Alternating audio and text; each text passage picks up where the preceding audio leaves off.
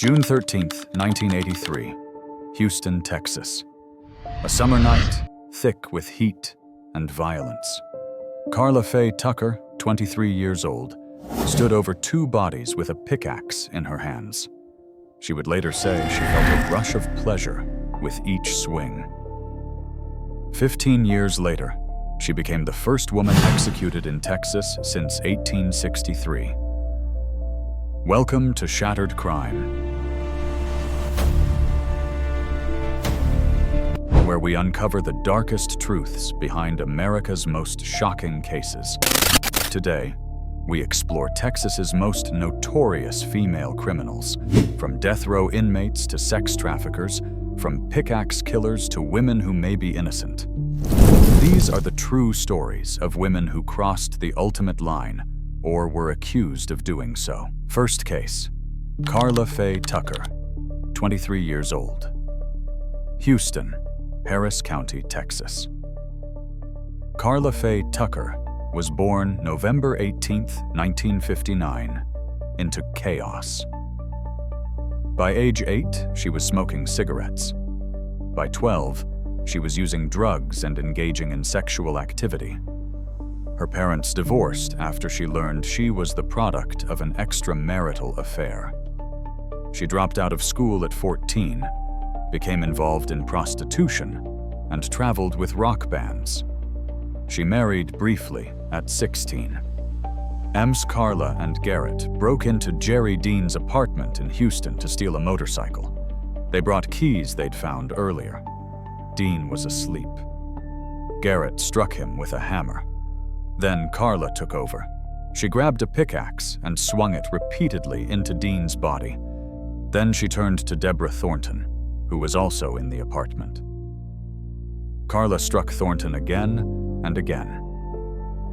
Later, she would confess to feeling sexually aroused during the killings. Karla Faye Tucker was arrested July 20th, 1983, 5 weeks after the murders. She was indicted in September and tried separately from Garrett. The evidence was overwhelming. Her confession, the brutality, the pickaxe embedded in Thornton's chest. On trial for capital murder, Karla claimed drug influence, but the jury heard about the sexual pleasure she described. Karla was sentenced to death in 1984.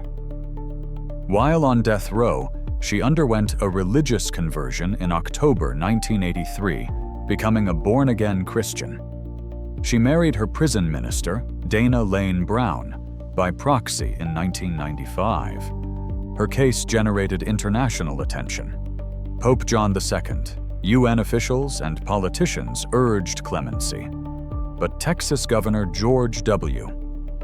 February 3, 1998. Karla Faye Tucker was executed by lethal injection at the Huntsville unit. She was 38 years old. She became the first woman executed in Texas since 1863, and the second woman executed in the United States since the 1976 reinstatement of the death penalty. A pickaxe killer who found God on death row. Second case, Erica Yvonne Sheppard, 19 years old. Houston, Harris County, Texas. Erica Sheppard was born September 1, 1973, in a rice field in Matagorda County, Texas. Her childhood was marked by severe abuse, strangled by her mother, forced into sexual abuse by a caretaker. She failed 4th grade and dropped out in 10th grade. She became a mother of 3 children, each fathered by different men. Her husband was abusive. She ran away from home and became involved with James Dickerson. June 30th, 1993. Erica and Dickerson targeted Marilyn Sage Maher, 43, for her car. They confronted Maher in her apartment. Erica stabbed her 5 times. Dickerson used a 10-pound statue to bludgeon her while Erica restrained her. Maher's body was discovered by her daughter. A Harris County jury found Erica Sheppard guilty of capital murder and robbery on March 1st, 1995. The jury recommended the death penalty on March 3rd. She was formally sentenced April 25th, 1995. Erica's execution was scheduled for April 20th, 1998. She voluntarily waived appeals at one point, but later pursued them after intervention by Judge Harper and civil rights activist Jesse Jackson, S. Supreme Court. As of 2025, Erica Sheppard is the longest-serving female prisoner on Texas death row, incarcerated at the Patrick O'Daniel Unit. She has spent over 32 years awaiting execution.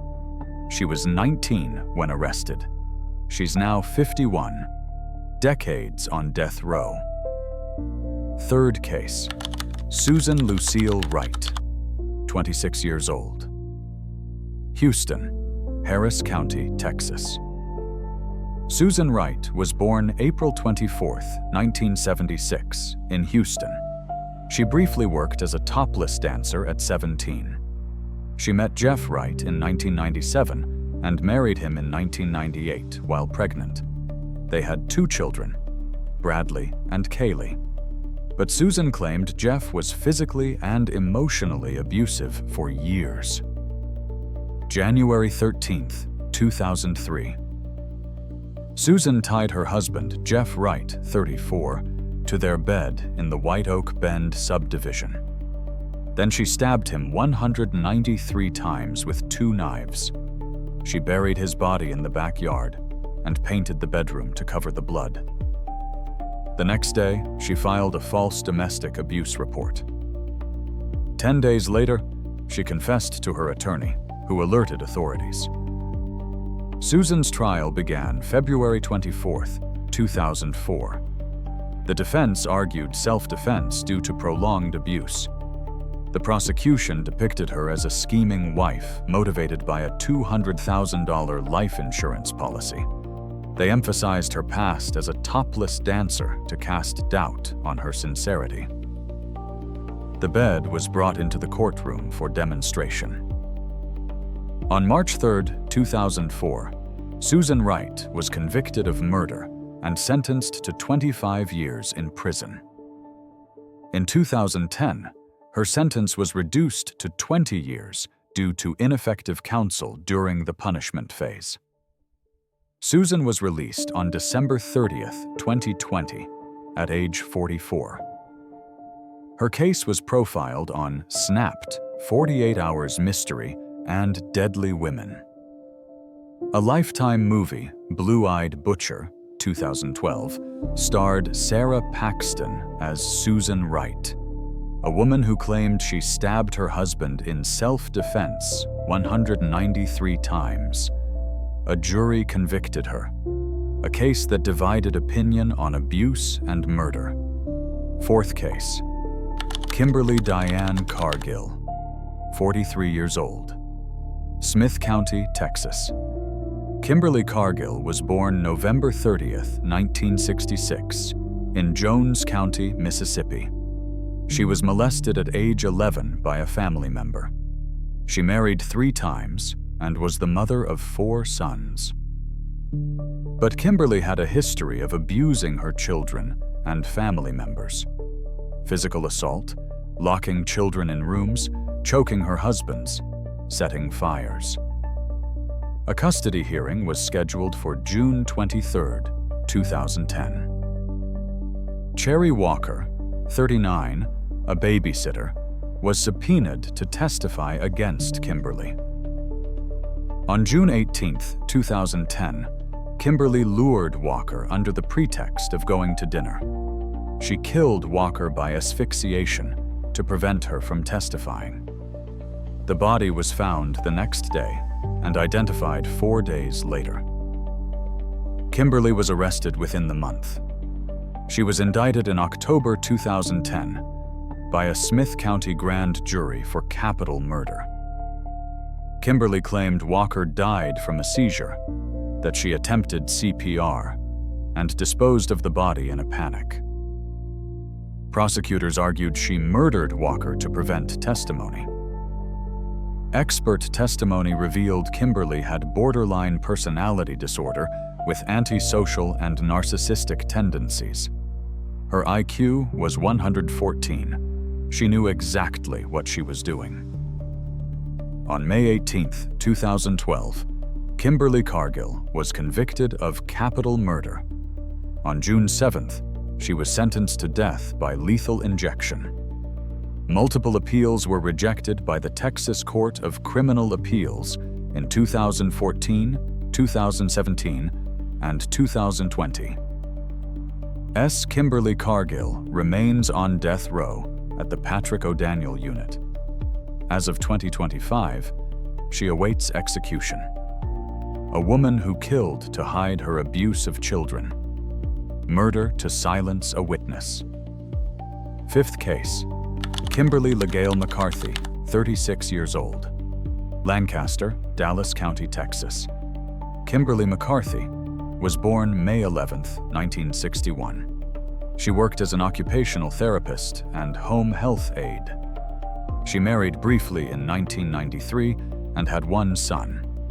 But Kimberly struggled with crack cocaine addiction. She had convictions for forgery in 1990, prostitution, and theft of services, July 21, 1997. Kimberly lured Dorothy Booth, 71, a retired psychology professor, under the pretext of borrowing sugar. Once inside Booth's home in Lancaster, Kimberly stabbed her 5 times and beat her with a candelabrum. Then she cut off Booth's finger to steal her diamond ring. DNA evidence later linked Kimberly to 2 other murders in 1988. Maggie Harding, 81, and Jetty Lucas, 85. But she was never prosecuted for those cases. In 1998, Kimberly McCarthy was convicted of capital murder and sentenced to death by lethal injection. She successfully appealed in 2001, was retried, and resentenced to death in 2002. Final federal appeals were denied in July 2012. Kimberly's execution was initially scheduled for January 29, 2013, but she was reprieved hours before. On June 26, 2013, she was executed at the Huntsville unit at age 52. She was the first woman executed in the United States in almost 3 years. Her execution was the 500th by lethal injection in Texas since 1976. A serial killer who targeted elderly women for their valuables. A woman who died still claiming she was innocent. Sixth case, Hortencia Medeles-Arguello, 68 years old. Houston, Harris County, Texas. Hortencia, known as Tencha, ran a sex trafficking ring operating out of Las Palmas II, a Houston cantina. For over 13 years, she recruited women and girls using fraud, false promises, and coercion. She forced minors, some as young as 14, and vulnerable women into prostitution. $6 million in 19 months. She laundered the proceeds through real estate and cashier's checks. Her operation was family-run. Her brother Abel managed the parking lot and notified co-conspirators of law enforcement. Her sisters Odelia and Lilia and her daughters Graciela and Diana all participated. A multi-agency task force, FBI, HSI, Harris County Sheriff's Office, IRS, Houston Police, and others, conducted a 3-year investigation. They arrested Hortencia and her family members. Hortencia's trial began in April 2015 and lasted 10 days. The jury deliberated for approximately 4 hours.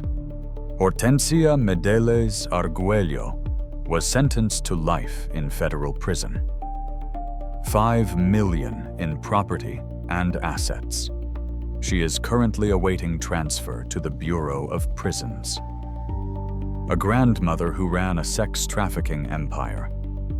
A woman who exploited the most vulnerable for profit.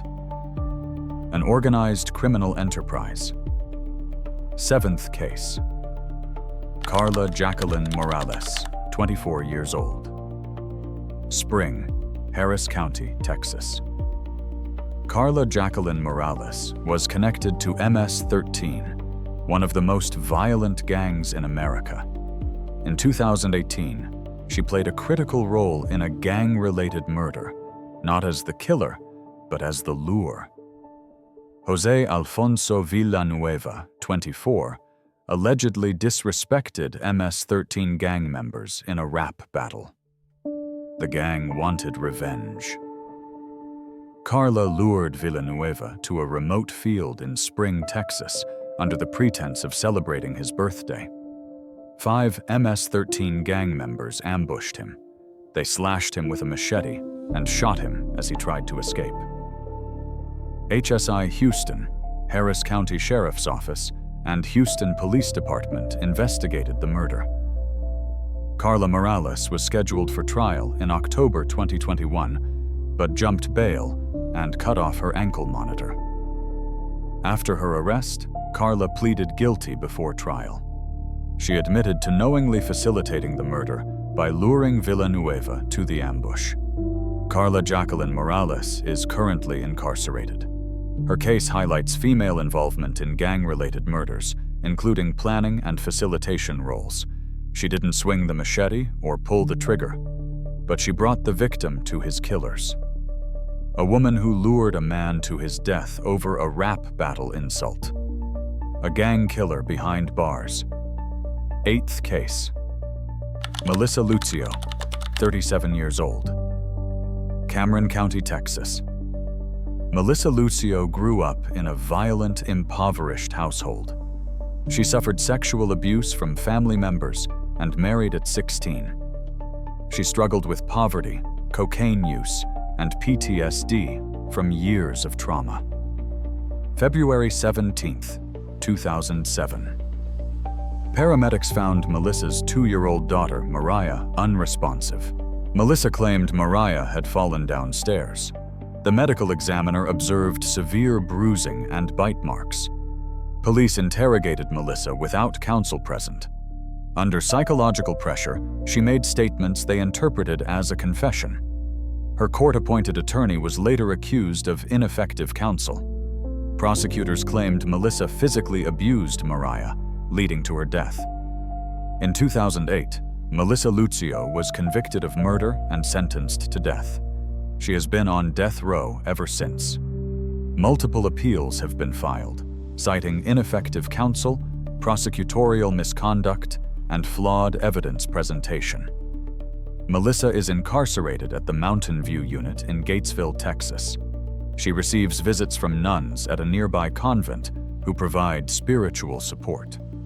A 2017 documentary by Sabrina Van Tassel brought national attention to her case. Did Melissa Lucio murder her daughter? Or was she a traumatized woman who falsely confessed under pressure? The courts say she's guilty. Her supporters say she's innocent. And time is running out. From Houston to Cameron County, these 8 cases reveal the complex face of female criminality in Texas. A pickaxe killer who found God.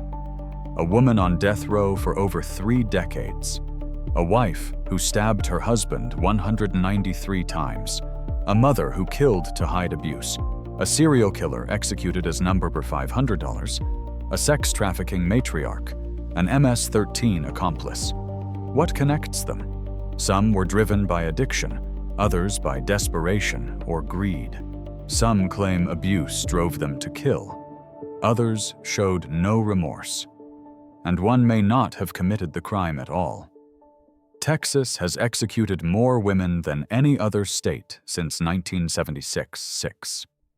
Which case affected you most? Share your thoughts in the comments below. Subscribe to Shattered Crime and hit the notification bell for more true crime investigations. Next time, we're exploring wrongful convictions and the fight for exoneration. Until then, stay informed. This is Shattered Crime.